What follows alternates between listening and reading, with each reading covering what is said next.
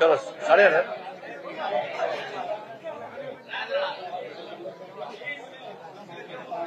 తెలంగాణలో కాంగ్రెస్ పార్టీ ప్రభుత్వం ఏర్పడి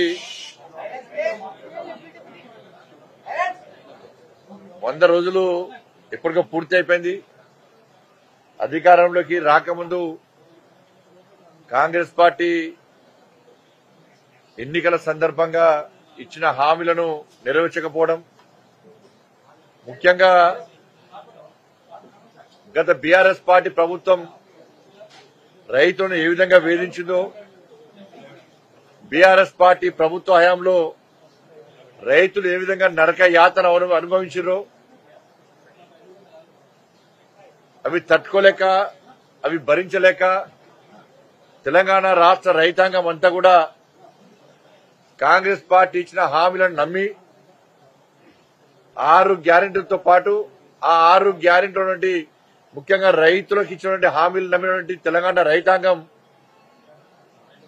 కాంగ్రెస్ పార్టీ ప్రభుత్వానికి ఓటేస్తే ఆ ప్రభుత్వం ఏర్పడ్డ వెంటనే 100 రోజుల లోపల రైతులకు ఇచ్చినటువంటి హామీలు నెరవేర్చామని చెప్పి హామీ ఇచ్చింది. కాబట్టి ఆ ప్రభుత్వానికి ఒకసారి అవకాశం ఇచ్చి చూద్దాం, బీఆర్ఎస్ పార్టీని గద్దె దించాలని చెప్పి ఒక ఆలోచనతో తెలంగాణ రాష్ట్ర రైతాంగం అంతా కూడా కాంగ్రెస్ పార్టీ నమ్మి కాంగ్రెస్ పార్టీకి ఓటేసి గెలిపించడం జరిగింది.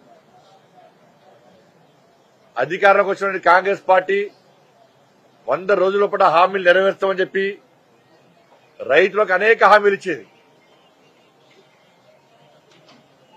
కనీసం ఆ హామీలను పట్టించుకోకుండా 100 రోజులు పూర్తయిన వెంటనే ఒక్కొక్క మంత్రి ఒక్కో రకంగా, ఒక్కొక్క కాంగ్రెస్ పార్టీ ఒక రకంగా ఒక సెక్షన్ మీడియాను మేనేజ్ చేసి ఇచ్చిన 6 గ్యారెంటీలు అమలు చేస్తామని చెప్పి ప్రజలు నమ్మించే ప్రయత్నం కాంగ్రెస్ పార్టీ చేసింది. కానీ క్షేత్రస్థాయిలో ప్రజలు ఏమనుకుంటున్నారు, వారు ఇచ్చినటువంటి హామీలేంది, ప్రజలు కాంగ్రెస్ పార్టీకి ఎందుకు ఓటేసారు, ప్రజలు పడుతున్న ఇబ్బందులు ఏవి అని చెప్పి కాంగ్రెస్ పార్టీ గుర్తించినా కూడా గుర్తించడం నటించి ప్రజలు నమ్మించే ప్రయత్నం చేసేది. ఇదే కాంగ్రెస్ పార్టీ అధికారంలోకి వచ్చి 100 రోజుల పాట మేము హామీలు నెరవేర్స్తామని చెప్పిన తర్వాత రైతులకు కేంద్ర ప్రభుత్వం ఇచ్చేటువంటి 2200 మద్దతు ధరతో పాటు 500 రూపాయలు బోనస్ ఇస్తామనేది కాంగ్రెస్ పార్టీ. వాళ్ళ కొనుగోలు ప్రారంభం కాబోతున్నాయి.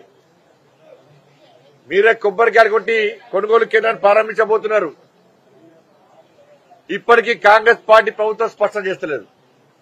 మీరు కేంద్రం ఇచ్చే 2200 రూపాయల మద్దతు ధరతో పాటు 500 రూపాయలు బోనస్ ఇస్తారా ఇయ్యరా, ఇస్తామని ఎందుకు ప్రకటించలేకపోతున్నారు? మీరు ఇచ్చిన హామీ ఇది. దాని మీద స్పష్టమైనటువంటి వివరణ కాంగ్రెస్ పార్టీ ప్రభుత్వం, రాష్ట్ర ముఖ్యమంత్రి రేవంత్ రెడ్డి గారు ఇవ్వాల్సిన బాధ్యత ఉన్నది. వ్యవసాయ శాఖ మంత్రి ఇవ్వాల్సిన బాధ్యత ఉన్నది. దాంతోపాటు గత బీఆర్ఎస్ పార్టీ ప్రభుత్వం తరుగు పేరుతోని, తాలు పేరుతోని క్వింటాల్కు 5 నుంచి 10 కిలోల తరుగు తాలు పేరుతో రైతులను మోసం చేసిన తర్వాత ఆ రోజు భారతీయ జనతా పార్టీ అనేక సందర్భాలు ఆందోళన చేసింది. రైతులు కూడా వాళ్ళు ఆవేదన వ్యక్తం చేశారు. ఇదే కాంగ్రెస్ పార్టీ మేనిఫెస్టోలో కాంగ్రెస్ పార్టీ ప్రభుత్వం ఏర్పడిన తర్వాత రైతుల దగ్గర నుంచి తరుగు పేరుతోని, తాలు పేరుతోని ఎలాంటి కటింగ్స్ ఉన్నాయి, పూర్తిగా పండించిన ధాన్యాన్ని మొత్తం కొంటామని చెప్పి కాంగ్రెస్ పార్టీ హామీ ఇచ్చేది. ఇవాళ ఆ హామీని కొనుగోలు ప్రారంభమవుతున్నాయి. కాబట్టి ఆ హామీని నెరవేర్చాల్సిన బాధ్యత కాంగ్రెస్ పార్టీ ప్రభుత్వం మీద ఉంది. నెరవేర్చరా ఇంతవరకు దాన్ని పట్టించుకునే పాపడలేదు. దాంతోపాటు 2 లక్షల రుణమాఫీ చేస్తానన్నారు. దాని మీద స్పష్టత లేదు, చెప్తలేరు. పంటల బీమా పథకాలు అమలు చేస్తానన్నారు. దాని గురించి మాట్లాడతలేరు. ముఖ్యంగా మొన్న వారం 10 రోజుల క్రితం అకాల వర్షాల వల్ల తెలంగాణలో అనేక ప్రాంతాల్లో రైతులు దెబ్బతిన్నారు. ముఖ్యంగా ఈ కరీంనగర్ పార్లమెంట్ నియోజకవర్గంలో రాజన్న సిరిసిల్ల జిల్లాలో అకాల వర్షాల వల్ల దెబ్బతిన్నారు. కరీంనగర్ జిల్లాలో కూడా దెబ్బతిన్నారు. రైతులు పూర్తిగా పంట నష్టం జరిగింది. ఇదే పరిస్థితి ఇవాళ మామిడికాయల పరిస్థితి ఇవి. ఒకవైపు మామిడి తోట, ఒకవైపు ధాన్యం, ఇవన్నీ కూడా ఇవాళ చేతికి అందని పరిస్థితి.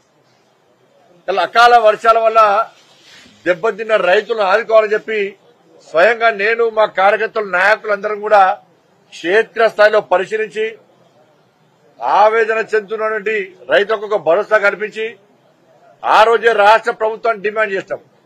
ఎకరానికి 20,000 రూపాయలు నష్టపోయిన రైతులకు నష్టపరిహారం వెంటనే చెల్లించాలని చెప్పి ఆ రోజు డిమాండ్ చేయడం జరిగింది. స్పందించిన ప్రభుత్వము ఎకరానికి 10,000 ఇస్తా అని చెప్పి ఇంతవరకు ఒక్క పైసా ఇవ్వలేదు ఇంతవరకు. అటువైపు అకాల వర్షాలు నష్టపోతున్నారు. ఈ కరీంనగర్ జిల్లా వైపు సాగునీరు లేక